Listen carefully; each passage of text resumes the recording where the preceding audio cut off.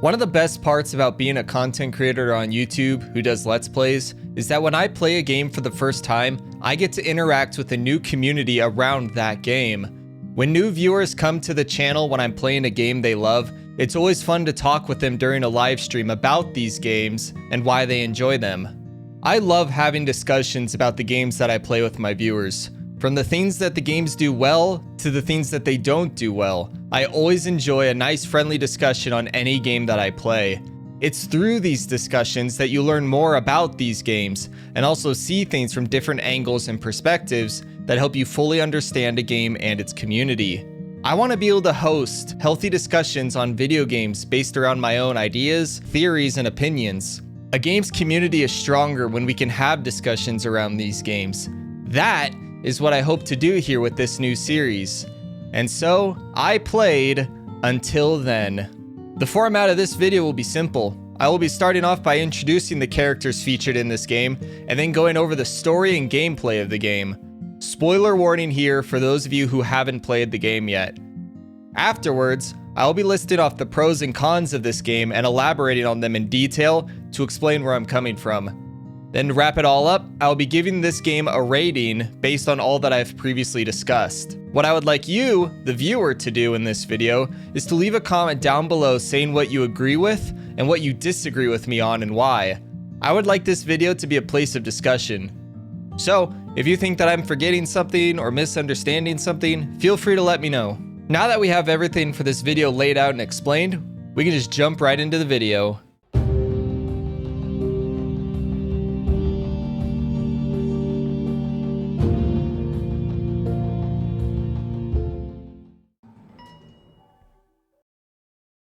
The characters.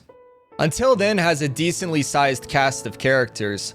For the sake of simplicity, I will be dividing them up into major and minor characters based on how involved with the main story they are. Our main characters in this story are Mark, Luis, Nicole, and Kath, while our minor characters consist of Rydell, Jessica, Sophia, Kate, and Ryan. Mark is the main character who is living in denial about the fate of his mother. This game follows Mark as he overcomes his grief while helping those around him deal with their trauma and struggles. Mark is commonly portrayed as lazy and not caring, but once he gets motivated by something, he becomes an absolute force of nature. Nicole is the new girl in school whose family was affected by the ruling. The ruling was a series of natural disasters that completely wiped out towns and killed many people. Nicole struggles with the unexplained disappearance of her childhood friend Jake and has a very hard time moving on, often getting stuck in the past, which hurts or even ruins her relationships. Luis is the class president who is incredibly smart and well respected by her peers. She is often very cold towards Mark, but her personality widely varies in the 3 acts in this game. Sometimes she'll be a good friend to Mark, other times she wants nothing to do with him. Kath is Mark's best friend and best girl in this game. She is very energetic and extremely loyal. She comes from an abusive household and does her best to keep all scars hidden by always wearing long-sleeved clothing. She is also a paluviophile. She is happy to see her friends succeed, but she is constantly afraid of being alone. I'm not going to go over all the minor characters for this game, as there's a lot of them, but I will go over the important ones as they pertain to the story. So if a character you really like is missing from this, just know that's why. Kate is the childhood friend of Nicole. They came from the same village, and her little brother Jake was Nicole's best friend.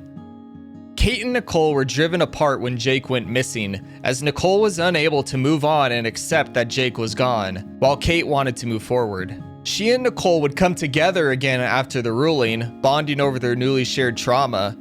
However, Nicole still wouldn't move on from the past and from Jake, which broke their friendship a second time. Rydell is Mark and Kath's best friend and final member of their trio. He's a filmmaker and suffers from feeling like he's underachieving compared to where he thinks he should be. He has high expectations of himself and struggles to meet them, which hurts him. Jessica is a strange character, and I'll elaborate on her later. Not much is known about Jessica or her personality, but I'm choosing to mention her here as she's important for a later discussion in this game's story. That's all you need to know for now. This game has a great cast of characters, all of whom are struggling with something different in their personal lives. While the game focuses on Mark, the other characters are able to share and even overcome their own traumas. Now that we've established the main cast of characters, I'm going to give a very brief, too long didn't play recap of the game's story, and there will be a lot of details missing here. I'm just trying to give a bare bones summary of this story for those who might not remember everything. Until Then is a game divided into 3 acts. The game takes place in the Philippines, and the country has recently been affected by a string of natural disasters called the Ruling. The Ruling has destroyed many towns and villages and killed many people. Mark and his classmate Luis are also experiencing extreme deja vu-like phenomenon. Early on, Mark, Kath, and Rydell meet 2 new transfer students, Nicole and Kate. Kate tells Mark and Kath to shove it and to leave her alone, while Nicole and Mark crash into each other and get sent to the principal's office. Despite Nicole wanting nothing to do with Mark, the two have great chemistry and quickly hit it off and start a friendship. While Mark is visiting Luis and her best friend Sophia at the hospital while seeing Sophia's grandmother, Mark hallucinates and sees the hospital where everything is distorted and messed up. This leaves Mark feeling terrified and on edge, frequently seeing the hospital while hanging out with Kath and Rydell at the fair. While at the fair, Mark meets Nicole and hangs out with her, completely ditching Kath and leaving her alone when she just wanted to hang out with her friends, who she felt like she was losing at that time. While with Nicole, Mark starts to calm down a lot and stop seeing the hospital. Nicole reveals that she and her family are Ruling victims and moved to town for a better life. Through this newfound friendship with Nicole, Mark decides to take learning the piano more seriously and even joins the piano club at school with Nicole acting as his mentor. Mark has been trying to remember a music piece that his mother played once, as it helps him feel close to his missing mother. Turns out, this song was an original piece written by Nicole with her best friend Jake, who went missing a few years ago, leaving Nicole traumatized. So, hearing Mark play the song, it brought back some rough memories for her. Meanwhile, Luis theorizes that the extreme deja vu-like events are caused by realities in different universes colliding with one another, a term that she calls quantum tsunamis. She also believes that when it rains, people go missing, as Jessica recently went missing during a rainstorm. Mark and Nicole journey to her old village where she wants to search for something tied to Jake that might explain where he went. Mark calls out Nicole for being stuck in the past, which causes a massive argument between the two. However, this confrontation leads Mark to realize that he himself is stuck in the past also, as he keeps thinking his mother will one day return, when in reality, she disappeared on a flight that went missing and isn't coming back. Mark accepts that his mother is gone and isn't coming back, and confides in Kath and Nicole. At prom, Kath and Mark promise to share their last dance together, but Kath takes off when her abusive parents show up to take her home. It starts to rain outside, and Luis and Mark fear that if Kath is alone, she will go missing due to the anomalies in the rain. Mark chases after Kath and finds her at a bus stop on the highway, but when Kath tries to get to Mark on the other side of the street, she gets hit by a truck and killed.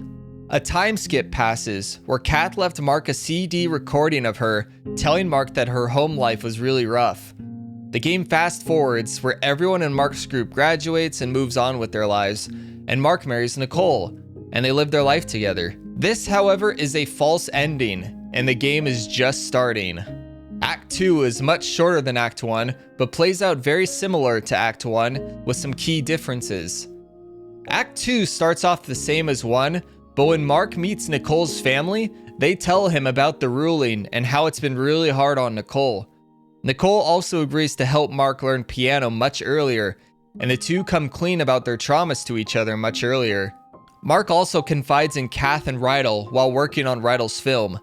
Unlike in Act 1, where Rydell finds immediate success with filming, in Act 2, he's struggling to get accepted anywhere, and relies on Mark and Kath to help him through his struggles. Through Act 2, Mark remembers bits and pieces of Act 1, causing confusion to himself and others, like Luis, who wonders how he could possibly know the things that he knew were going on, despite never being told them. This is important for later. Mark, Kath, and Rydell spend Christmas together after confiding in one another in their struggles and traumas, vowing to always stay together.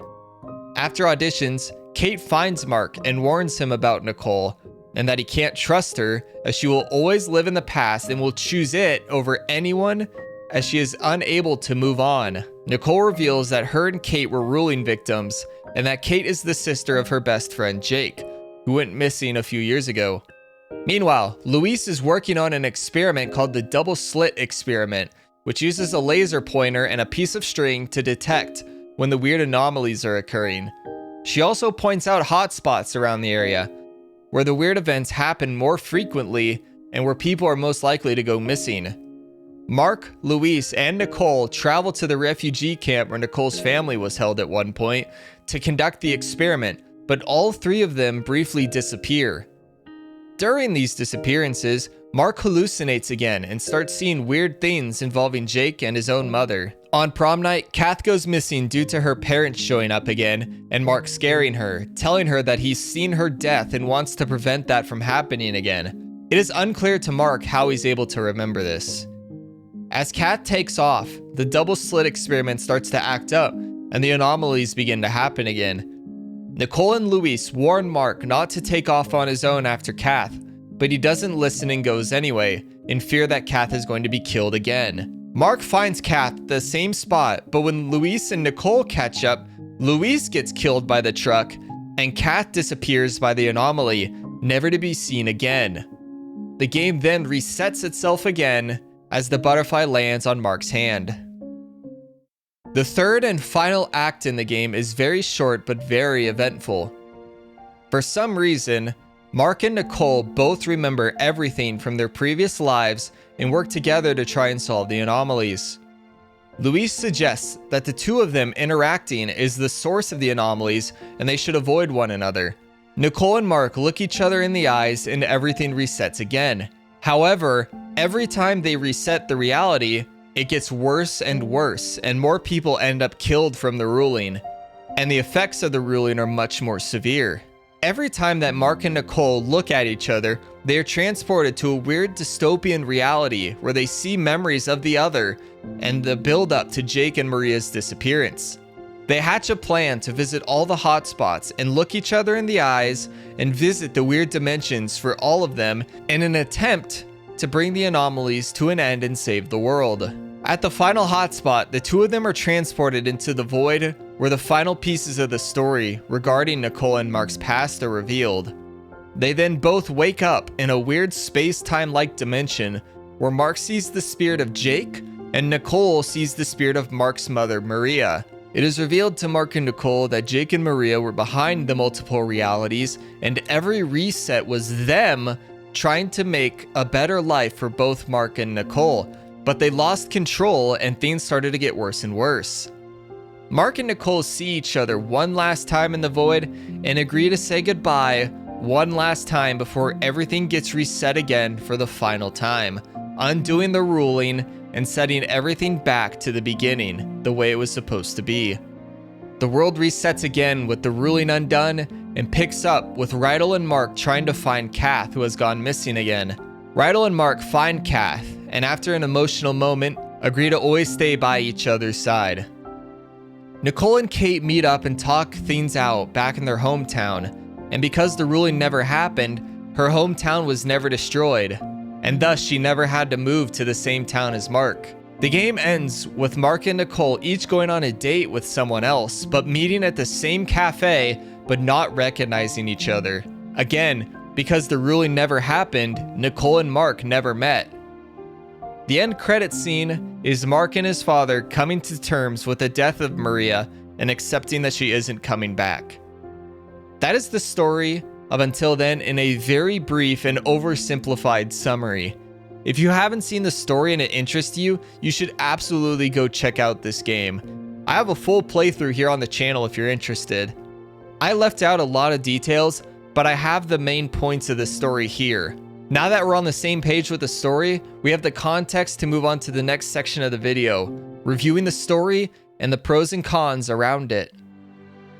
While I genuinely enjoyed this game and the story got me very emotional at times, There are some things that this game did not do very well. However, there are things it did do very well. I will start with the pros of this game and move into the cons afterwards. I would love to know your thoughts on this game, as well as whether or not you agree or disagree with me on everything. The pros. Number 1, graphics. The graphics in this game are incredible. It's not every day you see a 3D pixel game like this, and I believe that's because it's difficult to pull off, and if you don't pull it off, it will completely destroy the image of a game's world. This game executes it extremely well, and it makes this world come alive in its own unique way. Number 2, the music. Nothing sets the tone for a game better than its soundtrack.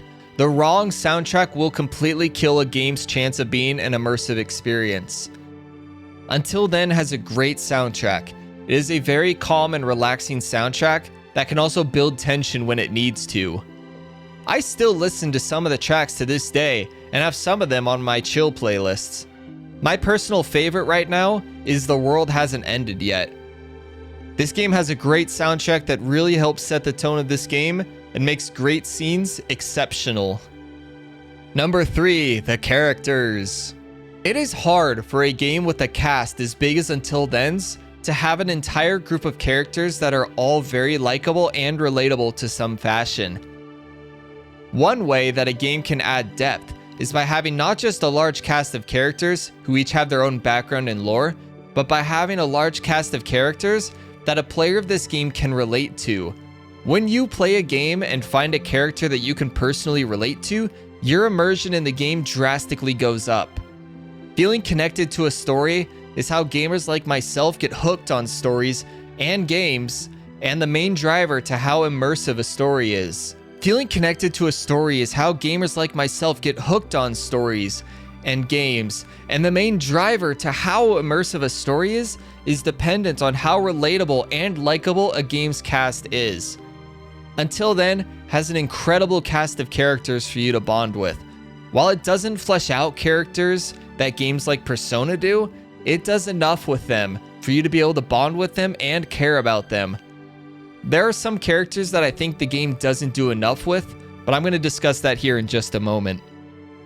Number 4, how they portray tragedy. The main source of this game's tragedies is known as the quantum tsunamis, where realities supposedly collide and causes chaos. This is how the ruling was caused. Most characters in this game are going through a personal struggle of some kind that stem from the ruling, and this game does an incredible job of respecting the different kinds of traumas and struggles that the characters face. From personal loss to depression to abuse, this game does a great job of showing how people cope with tragedy and how important talking about things that bother you with the people who care about you can be. Look, I'm no psychologist, but I can really respect this game for how it handles itself and the characters. Could it flesh some things out in a little more detail? Absolutely. Yet what it did was great and really helped drive the game's story. Number 5, Mark is a great protagonist. Mark is a great protagonist. I don't think anyone would disagree with that. He is a deeply flawed character who struggles in social situations at times and has a hard time communicating how he feels. He is often reserved and only opens up to his close friends after feeling like his back is against the wall. As the game progresses, he opens up more and more easily as he starts to trust the people around him more and even risks his own life to save them from the anomalies. Mark is not some Mary Sue character who is good at anything he does instantly and has no real hardship. He struggles through this game and makes some bad decisions also, but that's what makes him a relatable character. That is what makes him a good character. I personally can't relate much to Mark and his struggles on a personal level, but I know that there are a lot of people who can, and when a lot of people can relate to a character in some form, that's how you know you've written a good character.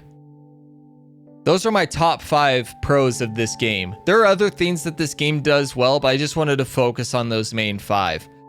Now that we've covered the pros of this game, we can discuss what this game does not do well and bring up some questions that don't have answers. If you disagree with me on anything, or if you think that I'm either forgetting something or missing something, please let me know down below. Just a reminder that this video's purpose is to spark discussion, so I'm happy to read your thoughts and opinions on this game. The cons. Number 1. Kath's death stopped the anomalies. In Act 1, it is stated that after Kath was killed, the anomaly stopped occurring, and this is never explained or elaborated on. This happens again in Act 2, when Mark is at a hotspot trying to get the double slit experiment to work after Kath and Luis are killed off again, but is unable to recreate anything. I was theorizing during my playthrough of this game that Kath was more involved with the quantum tsunamis than the game was letting on, as anytime Mark tried to bring up the deja vu experiences, she would change the subject as if she knew something. Look, I'm happy that Kath survives this game, and as I said a moment ago that she was my favorite character, but I just wish that the game could have explained more clearly why everything stopped after Kath's death in both Acts 1 and 2. I have a theory on this, and I believe when Jake and Maria were messing with the realities and ended up getting Kath killed, they backed off in a, oh, we just screwed up big time kind of reaction and let everything play out. That's my theory, at least. Number 2, the cause of the quantum tsunamis. The cause of the anomalies, or quantum tsunamis, is never actually fully explained. It's revealed that Jake and Maria are messing with the timelines, but it's never explained how they do it or how it works. It's kind of implied that they throw these weird cube rock things into the water, and that is what causes the tsunamis, but again, it's never made clear. This is a minor problem though with this game for me, as it's easy to theorize around, but I felt it necessary to bring up here. Number 3, Jessica was underutilized. Jessica was criminally underused in this game. There was so much this game could have done with her. Someone always goes missing in Acts 1 and 2 due to the unexplained circumstances surrounding the quantum tsunamis. And while the characters that go missing varies in each act, the only character that consistently disappears is Jessica.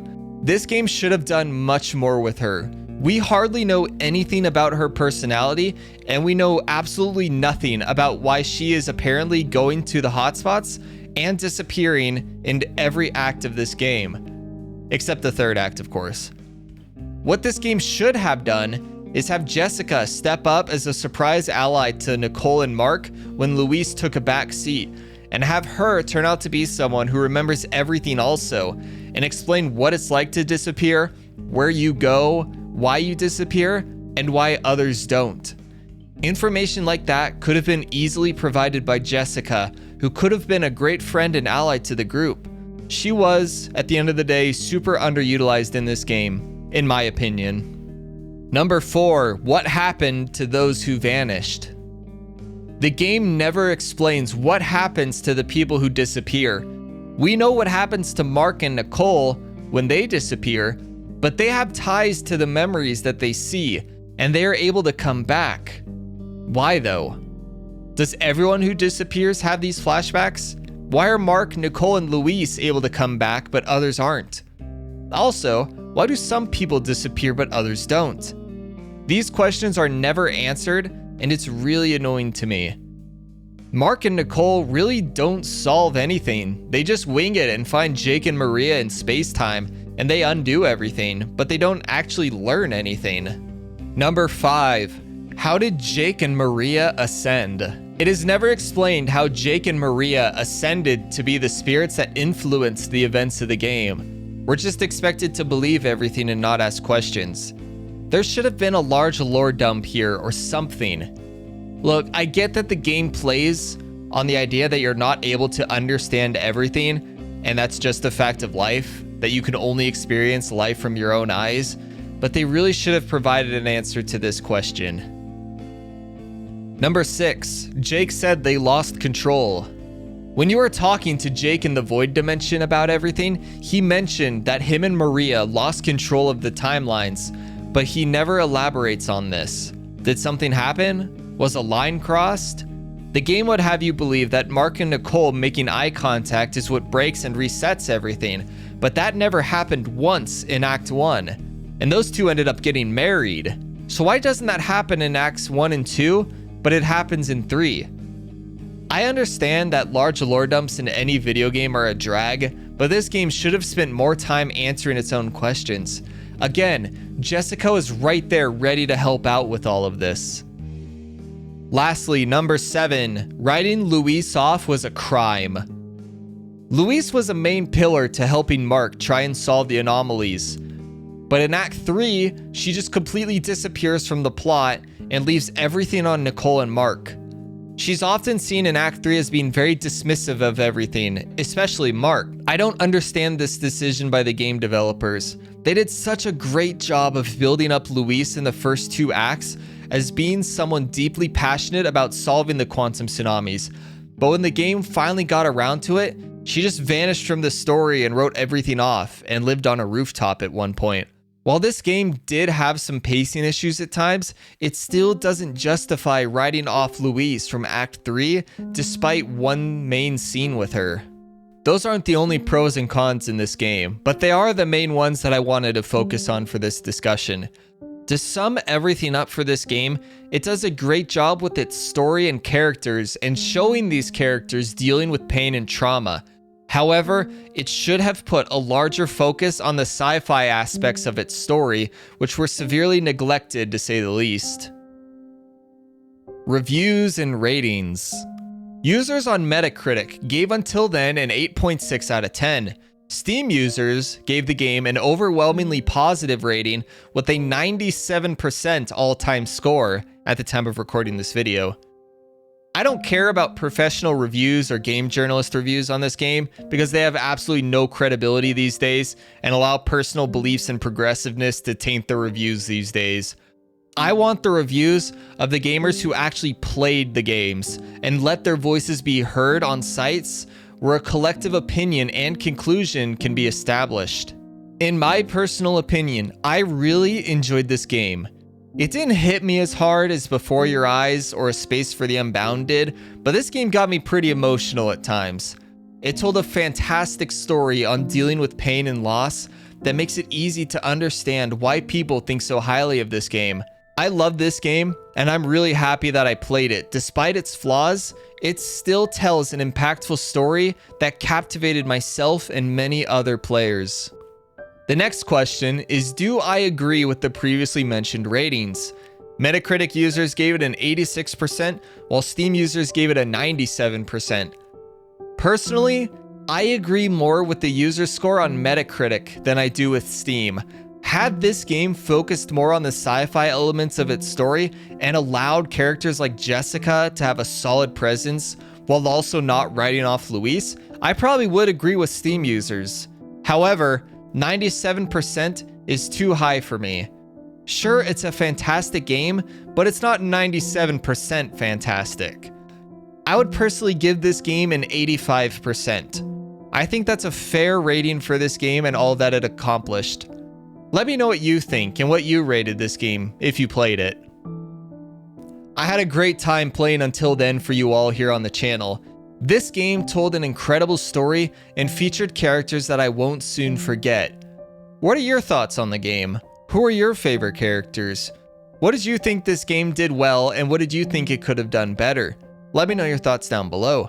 I want to thank you all for watching and supporting this channel. If you enjoyed the video, please consider giving it a like. It really helps the channel out and the algorithm. If you enjoyed this video and want to stick around for more, feel free to subscribe and stick around. If you want to see my full blind playthrough of this game and my first reactions to everything, I'll link a playlist on the end card of this video. Feel free to check it out. YouTube is also going to recommend a video for you on the end card as well. I want to thank you all for your time. Like always, whether you watched a little bit of the video or the entire video, your support means the world to me. With all that being said, I hope you have a good rest of your day, and I will talk to you all later. Bye for now.